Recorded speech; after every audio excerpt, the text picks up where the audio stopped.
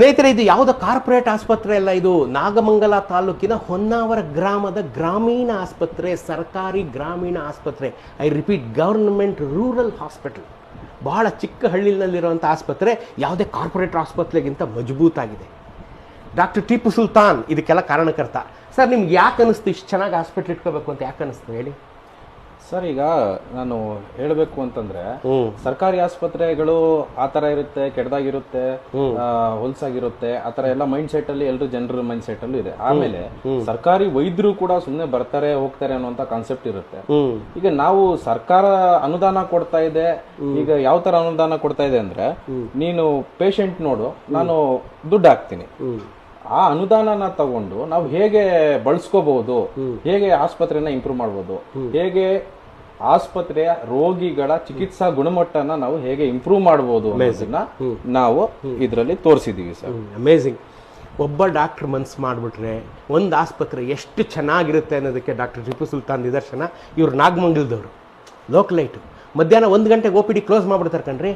2 ಗಂಟೆ ಮೇಲೆ ಇವ್ರು ಊರು ಸುತ್ತಕ್ಕೆ ಹೋಗ್ತಾರೆ. ಅದೇನು ಮಾಡ್ತೀರಾ ಹೇಳಿ ಸರ್ ಊರು ಸುತ್ತುವಾಗ? 2 ಗಂಟೆ ಮೇಲೆ ನಾವು ಪ್ಯಾಲೇಟಿವ್ ಕೇರ್ ಅಂತ ಇರುತ್ತೆ. ಪ್ಯಾಲೇಟಿವ್ ಕೇರ್ ಅಂಗನವಾಡಿ ವಿಸಿಟ್ ಇರುತ್ತೆ, ಸ್ಕೂಲ್ ವಿಸಿಟ್ಸ್ ಇರುತ್ತೆ.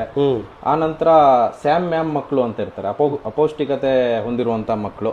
ಅವರ ಮನೆಗೆ ಹೋಗಿ ನಾವು ಪೇಷಂಟ್ಗಳನ್ನ ನೋಡಿ ಬರಬೇಕಾಗಿರುತ್ತೆ. ನೋಡಿ, ಇವರು ಆಸ್ಪತ್ರೆಯಲ್ಲಿ ಕೂತ್ಕೊಂಡು ಬೆಳಗಿನ ಸಾಯಂಕಾಲ ತನಕ ಈ ಬಿಸಿಲಲ್ಲಿ ಈ ಫ್ಯಾನ್ ಕೆಳಗಡೆ ಕೂತ್ಕೊಂಡು ಕಾಲ ಕಳಿಬೋದು. 2 ಗಂಟೆಗೆ ಕ್ಲೋಸ್. ಈಗ ನಾನು ಬಂದೆ ಅಂತ ಈಗಿದ್ದಾರೆ. ಈಗ ಇದನ್ನು ಕ್ಲೋಸ್ ಮಾಡ್ಕೊಂಡು ಈಗ ಊರು ಸುತ್ತಕ್ಕೆ ಹೋಗ್ತಾರೆ, ಎಲ್ಲರನ್ನ ಯೋಗಕ್ಷೇಮ ನೋಡ್ಕೋತಾರೆ.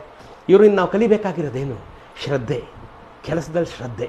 ಒಂದು ಕೆಲಸದಲ್ಲಿ ಶ್ರದ್ಧೆ ಇದ್ದರೆ ನಾವು ಮಾಡೋ ಕೆಲಸನ ಎಷ್ಟು ಸೌಂದರ್ಯಯುತವಾಗಿಟ್ಕೋಬೋದು ಅನ್ನೋದಕ್ಕೆ ಡಾಕ್ಟರ್ ಟಿಪ್ಪು ಸುಲ್ತಾನ್ ನಿದರ್ಶನ. ಇಂಥವ್ರ ಸಂತತಿ ಸಾವಿರ ಆಗಲಿ. ನಿಮ್ಮೆಲ್ಲರ ಹರಕೆ ಡಾಕ್ಟರ್ ಟಿಪ್ಪು ಸುಲ್ತಾನ್ ಮೇಲಿರಲಿ. ನೀವು ಇವರಿಂದ ಸ್ಫೂರ್ತಿ ತಗೊಳ್ಳಿ. ನಾವೆಲ್ಲರೂ ತಗೊಳ್ಳೋಣ ಇವರಿಂದ. ನಮ್ಮ ಕೆಲಸ ಎಷ್ಟು ಚೆನ್ನಾಗಿ ಮಾಡ್ಬೋದು ಅಂತ ಅಲ್ವಾ? ಡಾಕ್ಟ್ರಿಗೊಂದು ಹ್ಯಾಟ್ಸ್ ಆಫ್ ಹೇಳೋಣ. ಸರ್, ಇನ್ನೇನಾದ್ರು ನಮ್ಮ ಜನತೆಗೆ ಒಂದು ಮೆಸೇಜ್ ಹೇಳಿ. ನಮ್ಮ ಜನಕ್ಕೆ ಒಂದು ಮೆಸೇಜ್. ಜನತೆಗೆ ಮೆಸೇಜ್ ಏನಿಲ್ಲ. ಈಗಿನ ಸಿಚುವೇಶನ್ ಅಲ್ಲಿ, ಈಗಿನ ಸರ್ಕಾರ ಕೊಡುತ್ತಿರುವಂತಹ ಸವಲತ್ತುಗಳಲ್ಲಿ ನಾವು ಆಸ್ಪತ್ರೆಯನ್ನ ಹೇಗೆ ಇಂಪ್ರೂವ್ ಮಾಡಬೇಕು ಅನ್ನೋದನ್ನ ಮಾಡಿದೀವಿ.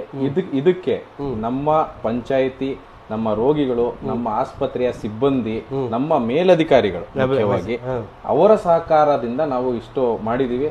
ಮುಂದುವರೆದು ಮುಂದಿನ ದಿನಗಳಲ್ಲಿ ಈ ಸೇವೆಗಳಾಗ್ಲಿ ಎಲ್ಲ ಡಿಜಿಟಲೀಕರಣ ಆಗ್ತಾ ಇದೆ. ಇನ್ನು ಒಳ್ಳೆ ಸೇವೆ ಗ್ರಾಮೀಣ ಮಟ್ಟದಲ್ಲಿ ಸಿಗುತ್ತೆ ಅನ್ನೋದು ನನ್ನ ಆಶಯ. ನೋಡ್ರಿ ಇದೇ ಸ್ಫೂರ್ತಿ ಕಣ್ರಿ. ನಮಗೆ ಫ್ಯೂಚರೇ ಇಲ್ಲ ಅಂತ ಮನಸ್ಸಲ್ಲಿ ನಂಗೆ ಬೇಜಾರಾಗ್ಬಿಡ್ತಾ ಇರುತ್ತೆ. ಯಾಕಂದ್ರೆ ನಾವೆಲ್ಲ ಕ್ಲೋಸಿಂಗ್ ಟೈಮ್ ಅಲ್ವಾ? ಆದರೆ ಇಂಥವ್ರನ್ನ ನೋಡಿದಾಗ, ಈ ಯುವಕರನ್ನು ನೋಡಿದಾಗ ಖುಷಿ ಆಗುತ್ತೆ. ಇಲ್ಲ, ಈ ತೇರನ್ನು, ಭಾರತ ಅನ್ನೋ ತೇರನ್ನು ಎಳೆಯೋಕ್ಕಿಂತ ಸ್ಫೂರ್ತಿದಾಯಕವಾದಂಥ ಹುಡುಗರಿದ್ದಾರೆ. ಇಂಥವ್ರ ಸಂತತಿ ಸಾವಿರ ಆಗಲಿ. ಇವ್ರಿಗೆ ನಿಮ್ಮೆಲ್ಲರ ಹಾರೈಕೆ ಇರಲಿ ಕಣ್ರಿ. ಇವ್ರನ್ನ ನೀವು ಸ್ಫೂರ್ತಿಯಾಗಿ ತಗೊಳ್ಳಿ, ರೋಲ್ ಮಾಡಲಾಗಿ ತಗೊಳ್ಳಿ ಅಲ್ವಾ? ಇವರು ಎಲ್ಲರೂ ಸಿಗ್ತಾರೆ ನಿಮಗೆ. ಬೆಂಗಳೂರು ಕಡೆ ಬಂದಾಗ ಸಿಗ್ದಾಗ ಮಾತಾಡ್ಸ್ರಿ, ಬೆಂತಟ್ರಿ ಅಲ್ವಾ? ಸ್ನೇಹಿತರೆ, ಈ ಆಸ್ಪತ್ರೆಯನ್ನು ಕಾರ್ಪೊರೇಟ್ ಆಸ್ಪತ್ರೆಗಿಂತ ಚೆನ್ನಾಗಿ ಇಟ್ಕೊಂಡಿರ್ತಕ್ಕಂಥ ಈ ಸಿಬ್ಬಂದಿಯನ್ನು ನೀವು ನೋಡ್ತಾ ಇದ್ದೀರಾ. ಇವರೆಲ್ಲರಿಗೂ ಒಂದು ಹ್ಯಾಟ್ಸ್ ಆಫ್ ಹೇಳ್ಬೇಕು ನೀವು. ಇವರೆಲ್ಲರಿಂದ ನೀವು ಸ್ಫೂರ್ತಿ ತಗೋಬೇಕು.